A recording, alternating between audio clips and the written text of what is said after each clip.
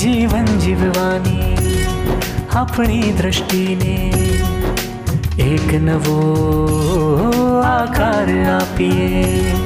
તો આવો મળીને કંઈક ખાસ કરીએ. હવે એક નવી શરૂઆત કરીએ. હવે એક નવી શરૂઆત કરીએ. શરૂઆત કરીએ. હા, શરૂઆત કરીએ. એમાં 16 પ્રકારની વાત હતી તમારી. હાજી, હા. એનાથી કર્મ ખપે કે નહીં? હા. પણ એ વસ્તુ કેવું છે કે એક વસ્તુ તમે વિચાર કરીને કહો કે હું ઘરથી બંધાયો હોઉં તો ઘરથી છૂટું તો મારો મોક્ષ થાય, બરાબર? હું પૈસાથી બંધાયેલો, પૈસાને છોડું તો મારો મોક્ષ થાય. તો બંધાયો છું શેનાથી? તો મારા અજ્ઞાનથી બંધાયો છું. તો હું જ્ઞાનથી છૂટી શકું. એટલે આ જે રસ્તા બતાડે છે ને એ ડેવલપમેન્ટના સ્ટેજ માટે છે કે ચાલો આટલા કર્મ કરો. એમ કરતાં માણસ લપસી તો ના પડે.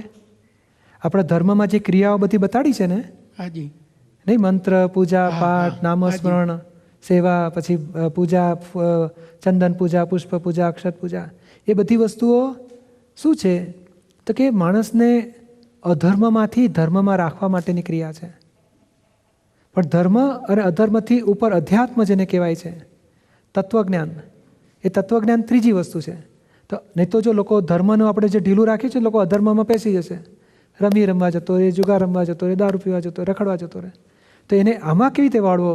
તો ચાલો નિયમ લો, સવારે પૂજા કરવી, ભગવાનને અર્પણ કરવું, આટલું હોમ હવન ભક્તિ પૂજા પાઠ, એ બધી વસ્તુથી અધર્મમાંથી ધર્મમાં વળે છે.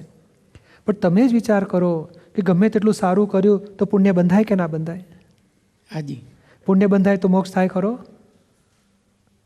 પુણ્યનું ફળ પાછું સંસાર ફળ ભોગવવા તો આવવું જ પડે ને. સારાનું ફળ સારું ભોગવવું પડે, ખરાબનું ફળ પાપનું ફળ દુઃખ ભોગવવું પડે. એટલે સારું ગમે તેટલું કર્યું તોય પાછું પુણ્ય બંધાય છે. અને પુણ્યનું ફળ પાછું સંસાર તો ભોગવવા આવવું જ પડે છે.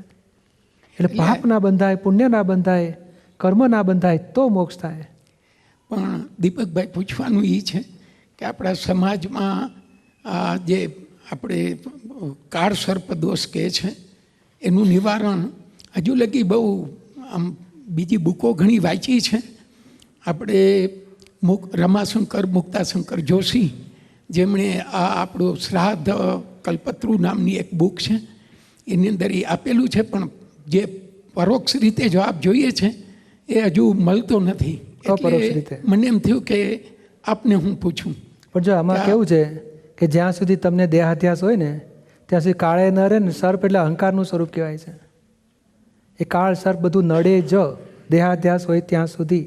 અને જ્યારે તમે આત્મ સ્વરૂપ થાવ છો, તમે કાલાતીત થાવ છો, અહંકાર શૂન્ય થાવ છો, તમને આ દુનિયાની કોઈ વસ્તુ નડી ના શકે પછી. એટલે આ સહેલો રસ્તો આ છે કે આત્મા તરફ જાઓ ને. જેમ નકરું મને ઘણા માણસો નડતા હોય, દાખલા તરીકે હું નૈરોબી ચાલવા માંડું એટલે નકરું છૂટી જાય કે ના છૂટી જાય? તો માણસો છૂટી જાય, નકરું છૂટી જાય. પણ હું નકરુંમાં રહું ને પછી એ લોકો સાથે ઘર્ષણ કર્યા કરું તો ક્યારે મારું સોલ્યુશન આવે? એટલે સહેલો રસ્તો, જ્યાં સુધી તમે દેહાધ્યાસમાં છો ત્યાં સુધી તમને કાળે નડશે, સર્પે નડશે, ને પિતૃ નડશે, ને બધું નડ્યા જ કરશે. એ ઉપર ખરેખર નડતું નથી, આપણી અજ્ઞાનતા નડે છે. અને તમે આત્મજ્ઞાનમાં આવો છો, તમને બોલો આત્મજ્ઞાન થવાથી અહંકારથી મુક્ત થાય છે. અને અહંકારને આ સંસાર નડતો હોય છે. આત્મજ્ઞાન થાય ને સંસાર નડવાનો બંધ થઈ જાય છે. અમારે તો બોલો કોઈ પણ જાતનું વાસ્તુ પૂજા નહીં, પિતૃ સર્પદોષ કે પિતૃદોષ કે કોઈ પણ જાતના દોષની નિવારણ કર્યા વગર તમામ દુઃખોથી મુક્તિ અમે ભોગવીએ છીએ. મારા જેવા તો લાખો માણસો ભોગવી શકે છે. હવે કોઈ ગ્રહો નડતા નથી ને કોઈ રાહુ કેતુ શનિ નડતા નથી. અહંકારને બધું નડે. અહંકાર હોય ને એને આ સંસાર બધું નડે છે. કારણ અહંકાર એટલે શું? આ ગ્રહ, દુરાગ્રહ, સત્યાગ્રહ, અભિગ્રહ, પરિગ્રહ, પૂર્વગ્રહ, મિથ્યાગ્રહ બધા એને નડે. અહંકાર જેનો ગયો ને એને કોઈ નડે નહીં.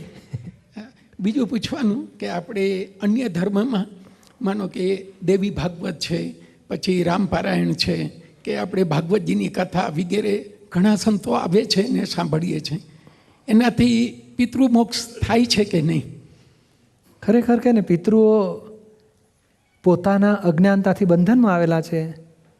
હવે કોઈકનું બંધન આપણે અહીંયા પૂજા કરવાથી મુક્તિ થાય એવું બને જ નહીં. હું લાડવો ખાઉં ને તમારું પેટ ભરાય એવું બને ખરું? જી નહીં. કેવી રીતે બની શકે? મારે માથું દુખતું હોય, તમે ગોળીઓ ખાઓ તો મારું માથું મટે ખરું? કેવી રીતે બની શકે? માટે પિતૃઓ બંધનમાં આવ્યા છે ને, એ આપણે પૂજાપાઠ ભણવાથી મુક્તિ થાય એ વાત વ્યવહારિક નથી. તો થાય છે શું? હાજી. થાય છે શું કે આપણે જ્યારે પિતૃના નામે, જો આપણા લોકો કેવા છે કે ભાઈ તું તારી તબિયત સારી થાય દવા લે, કે નહીં હું તારો જ છું ને, કે છે એટલે ભાઈ પિતૃની શાંતિ થાય તું ભણાવે પૂજાપાઠ. એટલે પિતૃની શાંતિ માટે ભણાવે છે, પણ ખરેખર પોતે પોતાને જ ફાયદો કરે છે. તો પોતાને 8 દિવસ બેસવું પડે, ભક્તિભાવ થાય, પોતાની સદબુદ્ધિ ઉત્પન્ન થાય, પોતાની ઉર્ધ્વગતિ થાય.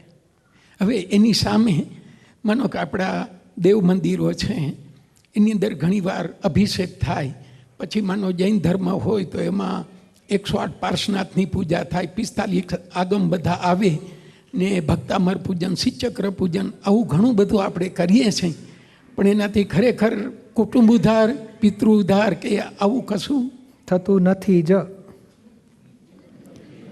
તમે જ વિચાર, આમાં શું થાય છે કે આપણે શાંતિથી પૂજા ભણાવીએ ચિત્તની એકાગ્રતાથી, તે વખતે ચિત્તની એકાગ્રતાથી આપણને શુભ કર્મ ચાર્જ થાય છે અને આપણને શાંતિ થાય છે.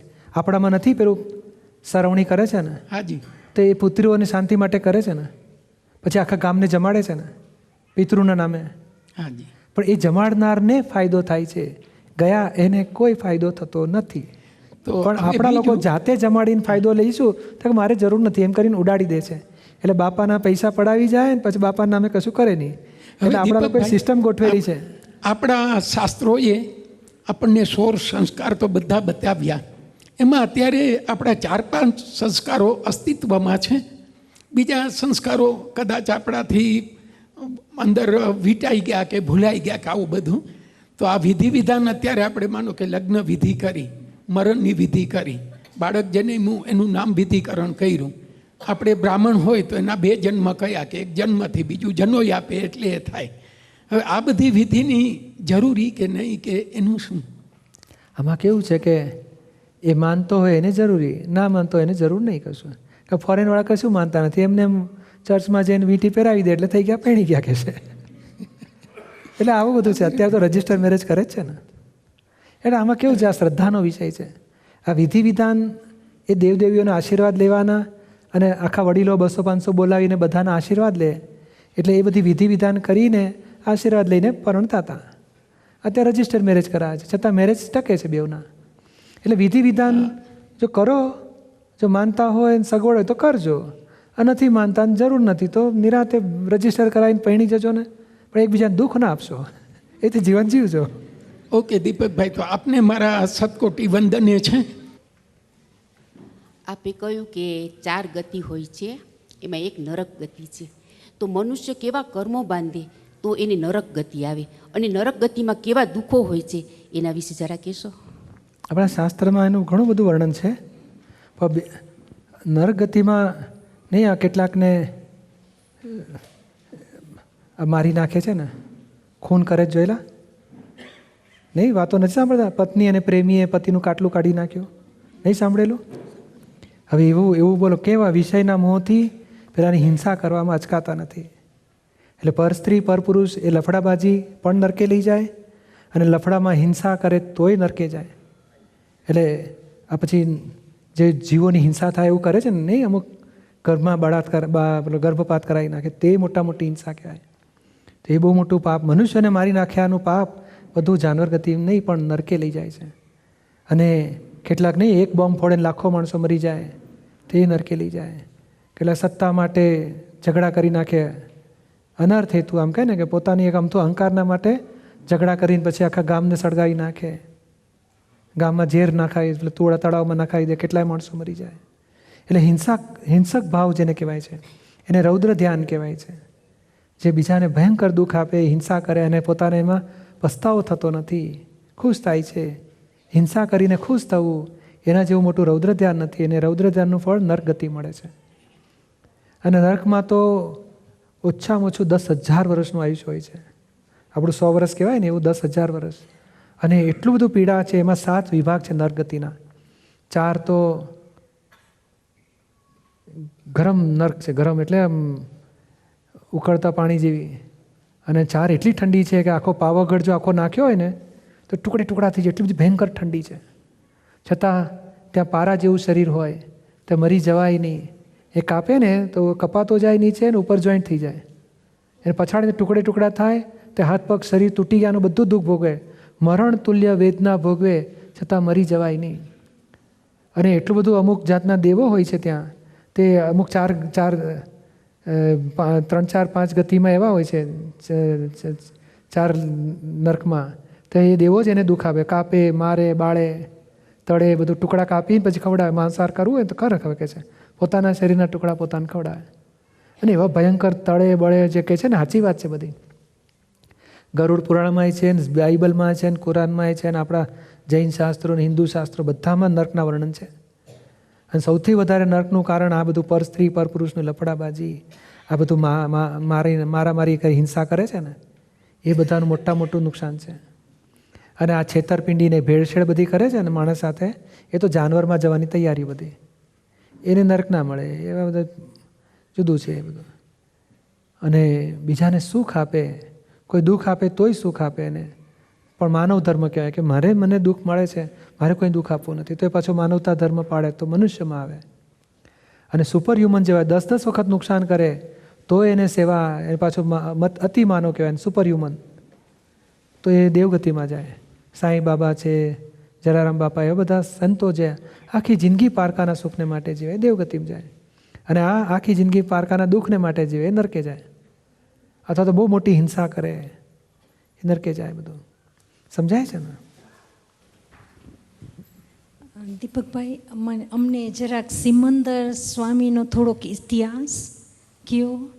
અને ઘણા નકરુ ગામમાં વિરુદ્ધ હતા કે સિમંદર સ્વામીની મૂર્તિ દેરાસરમાં ના રહી શકે, સિમંદર સ્વામીનું આરતી ના થઈ શકે, એનું જરાક તમે એ મંદિરમાં ના થઈ શકે કે ના મૂકી શકાય, એ બધાની યોગ્યતા, બધા ભેગા મળીને વિચારણા કરે ને, બધાને યોગ્ય લાગે એવું થવા દેજો. એમાં કંઈ બહુ ફેરફાર કરશો નહીં. કારણ આ આપણી અંગત ભક્તિ છે. જે લોકમાન્ય જે હોય ને આપણે સ્વીકારીએ છીએ.